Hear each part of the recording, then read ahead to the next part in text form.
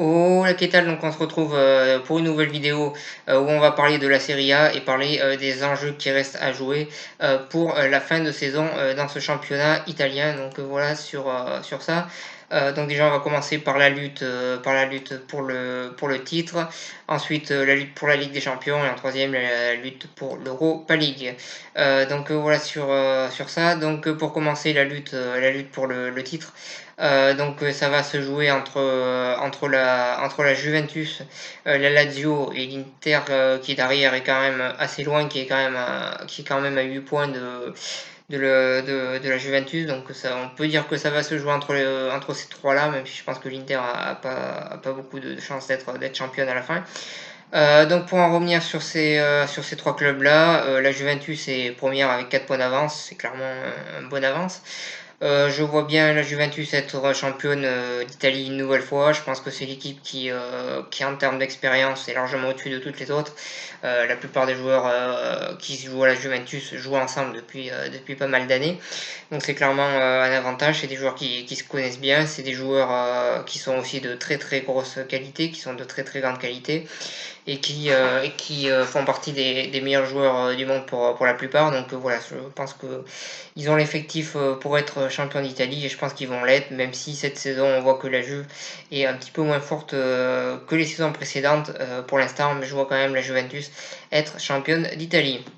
Ensuite, la Lazio, que pratiquement personne attendait de voir aussi haut dans le classement qui quoi qu'il arrive pour moi a réussi sa saison vu que voilà ils font déjà une saison exceptionnelle.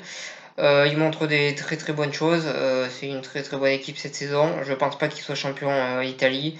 Je pense que le fait qu'ils aient un peu moins d'expérience pour jouer le titre va jouer et le fait qu'ils ont un effectif qui selon moi est un peu plus restreint que celui de la Juventus risque de jouer également. Donc voilà sur ça, mais je pense que la Lazio a déjà réussi sa saison et ce qu'ils font c'est déjà exceptionnel. Donc voilà sur ça. Ensuite pour le troisième, l'Inter.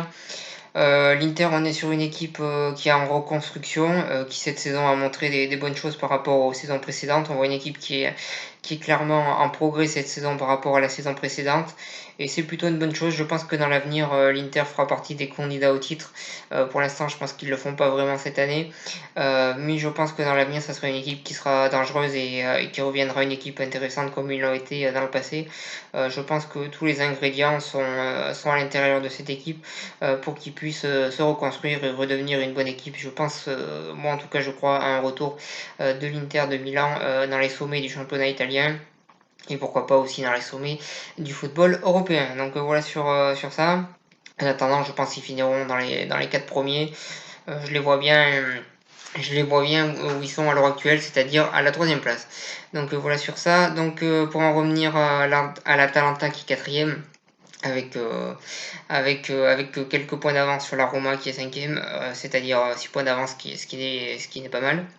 Donc l'Atalanta, on est sur une équipe, l'Atalanta, pardon, on est sur une équipe qui montre des très bonnes choses, qui a un budget assez restreint, mais qui a des joueurs de qualité, qui a un effectif qui est très soudé, il y a un vrai collectif dans cette équipe. Ça fait plusieurs saisons qu'ils montrent des choses très intéressantes, cette équipe de l'Atalanta.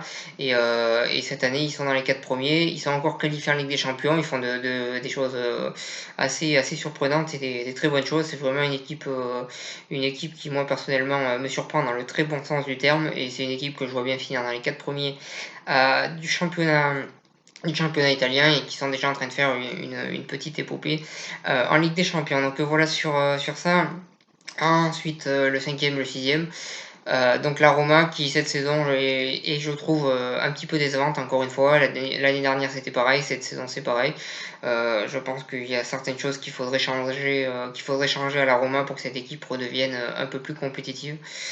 Donc voilà, c'est à peu près tout ce que j'ai à dire. Le Napoli qui est sixième, je trouve que c'est une équipe qui cette saison est un petit peu en saison de transition. Je pense il y a pas mal de joueurs qui sont à Napoli depuis pas mal d'années et qui ont l'air de vouloir partir. Donc voilà, c'est un petit peu une saison de transition. C'est une saison où il y a beaucoup de joueurs qui, je pense, sont en fin de cycle et aimeraient aller voir ailleurs. Donc c'est un peu compliqué pour eux. Mais malgré tout, ils ont quand même réussi à remporter la Coupe d'Italie. Donc c'est déjà plus que bien. Donc voilà sur ça. Et puis un petit mot sur le Milan AC qui peut encore se qualifier pour l'Europa League. Je pense que ça va être très compliqué. C'est une équipe très irrégulière. Et c'est assez triste de voir cette équipe qui est une très très grande équipe, aussi bas dans le classement. Donc voilà sur ça, mais je pense que c'est une équipe qui est assez régulière et c'est une équipe que je vois pas se qualifier pour la Ligue Europa. Je sais même pas si s'ils peuvent se qualifier parce qu'il y a un problème. Il y a un problème financier avec cette équipe, donc je ne sais pas si s'ils ont le droit ou pas de se qualifier. Je vous avoue que je n'ai pas vérifié. Mais en tout cas, c'est encore une saison décevante de la part du Milan AC et c'est une saison, encore une fois, qu'on peut dire un petit peu quelconque pour une équipe qui finalement fait partie des meilleures équipes du monde en termes de palmarès. Donc voilà sur ça, voilà sur cette vidéo. Je vous remercie de m'avoir suivi et je vous souhaite une bonne continuation.